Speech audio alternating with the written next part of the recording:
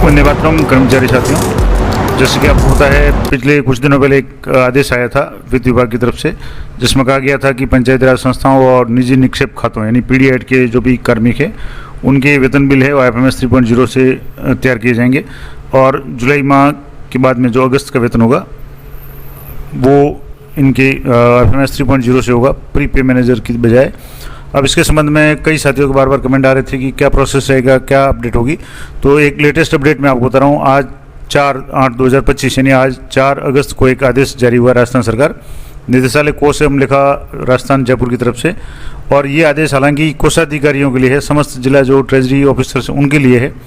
लेकिन इसका जो संदर्भ है वो पंचायती राज संस्थाओं और निजी निक्षेप खातों यानी पीडीएड के संबंधित जो भी संस्थान है उनके कार्मिकों के वेतन बिल IFMS 3.0 से तैयार किए जाने के क्रम में, और इसके संदर्भ में किस जो संदर्भ है वो है वित्त विभाग का जो पत्र क्रमांक है 2636 और दिनांक 22/7/2025 में आपको ये पत्र भी बता दूंगा। और इसमें लिखा गया है कि विषयांतर्गत वित्त यानी कोष और लेखा विभाग द्वारा संदर्भित परिपत्र द्वारा पंचायत राज संस्थाओं के एवं निजी निक्षेप खातों यानी पीडीएड से संबंधित जो भी संस्थान है उनके कार्मिकों के मास्टर डेटा संधारण, रजिस्ट्रेशन, संवेतन बिल जनरेशन यानी सैलरी बिल प्रोसेस, ई कोष प्रणाली ई भुगतान आहरण वितरण अधिकारी की मैपिंग आदि क्रियाओं का संचालन है दिनांक 25/7/2025 से जांच हेतु और दिनांक 1/8/2025 से यानी अभी जैसे अगस्त माह है प्रक्रिया संपादन हेतु प्रारंभ कर परिपत्र में वर्णित प्रक्रिया पूर्ण किए जाने हेतु निर्देशित किया गया है। और उक्त परिप्रेक्ष्य में जिन पीढ़ी खाता धारक संस्थाओं द्वारा IFMS 3.0 के साथ साथ PRI पे मैनेजर यानी प्री पे मैनेजर पर भी एक ही डीडीओ कोड से समव्यवहार किए जा रहे थे, उन डीडीओ के लिए पीढ़ी खाते के संचालन हेतु पृथक से डीडीओ कोड जारी किए जाने हेतु इस विभाग द्वारा पूर्व में आपको निर्देशित किया गया था।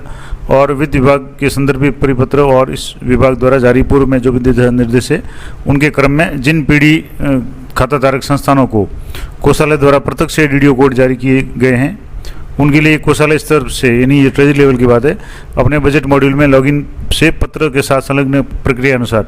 यानी उनको अपने कोषालय स्तर से क्या करना है, पीढ़ी खाते में वर्तमान जो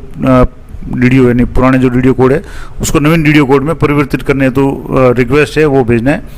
और वित्त विभाग को भेजना है, और वित्त विभाग द्वारा जो रिक्वेस्ट है उसको एक्सेप्ट करने के बाद में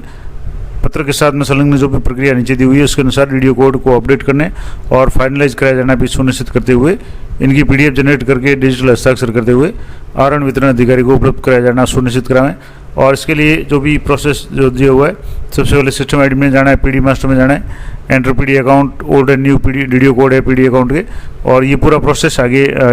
दिया हुआ है। ये तो हालांकि ट्रेजरी लेवल की बात है, लेकिन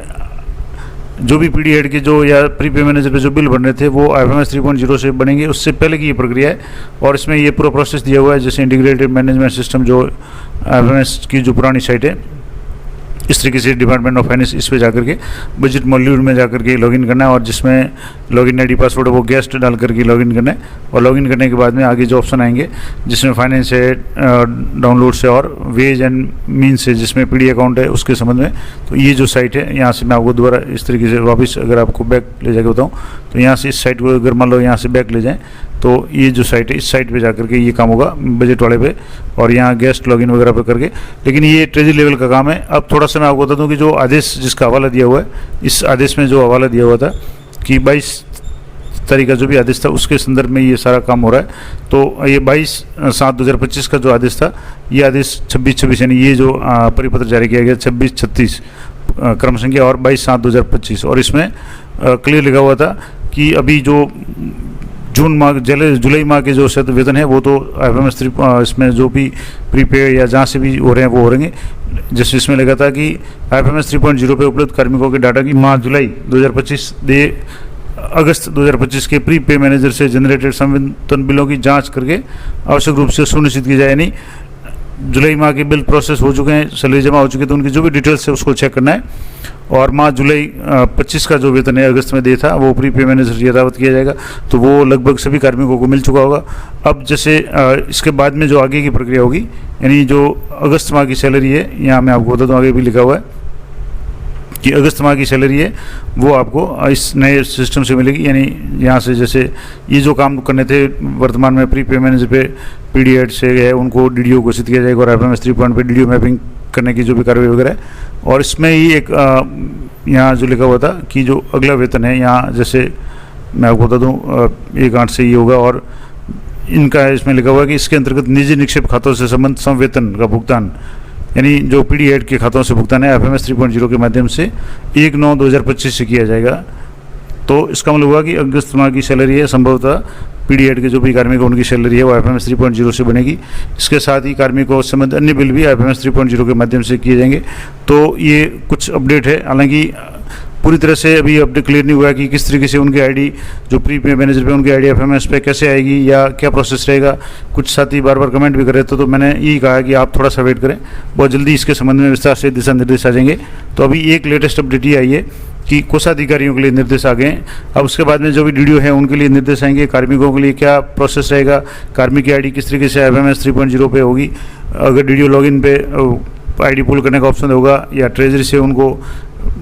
पुल किया जाएगा, जो भी प्रोसेस होगा वो मैं आपको आगे वीडियो में बताने का प्रयास करूंगा। तो फिलहाल जो अपडेट है कि कोषाधिकारियों को इस संबंध में निर्देश जारी किए गए,